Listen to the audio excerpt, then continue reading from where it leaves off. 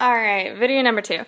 So strokes are a major part of having carotid artery disease, as most strokes originate from carotid artery disease. So strokes can obviously come from a variety of sources of the carotid artery, such as the blocked artery, ruptured, or the piece of plaque that'll break off and go into smaller arteries and block those.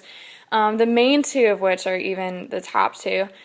And blocked arteries are also the source of what they call ischemic strokes, and ruptured arteries are what causes hemorrhagic strokes. And there's also another category of stroke, which is a TIA stroke. And TIA stroke stands for a transient ischemic attack. And it's basically a mini stroke because it has the same symptoms and the same warning symbols, and everything is a stroke except it lasts for a shorter period of time. So the blood that flows up through the carotid artery, obviously when there's a blockage, it can't flow through, so it'll just have to build up there. And then the rupture is when the artery finally bursts. So risk factors of having, or higher risk factors that are going to raise your chances of having carotid artery disease are kind of just the same risk factors that you get for a lot of health diseases or health issues, such as smoking, high cholesterol, obesity, and lack of exercise, which kind of go together. And the high cholesterol is really obvious because that's kind of the cause of a lot of plaque that builds up. So prevention of getting the disease. There's this kind of quick way to memorize some things that you might want to see as warning symbols, and that's face drooping, arm weakness, speech difficulty, and time to call 911. This is just an acronym used to spot a sign of strokes.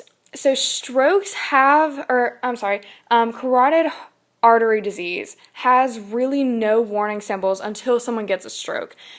Because how really could you? It's a blockage in an artery, and then as soon as your body gets fed up with it, all of a sudden you get a stroke.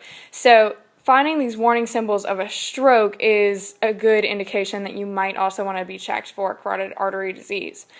So those are just some kind of fun, easy ways to remember. Okay, so carotid artery disease accounts for more than half of the U.S. strokes, and strokes are the 4th leading cause of death in America. The statistic was between 3rd and 4th, but you get it.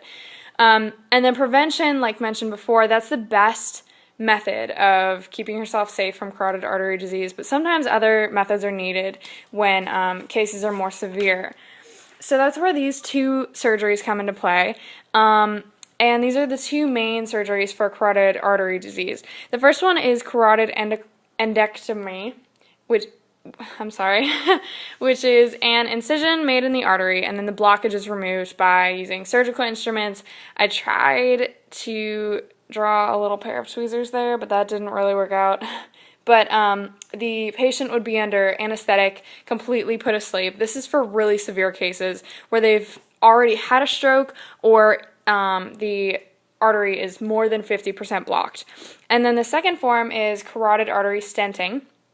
And this is also for very severe cases, but maybe not quite as severe as the carotid endectomy.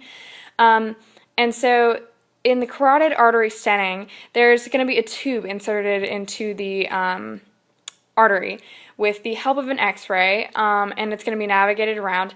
And once it finds the block of the plaque, this mesh stent is going to enter into the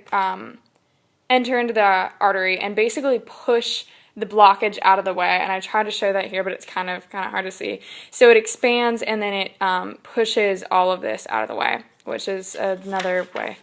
So that is basically an outline, and that's carotid artery disease in a nutshell. So that's it. Thanks for watching.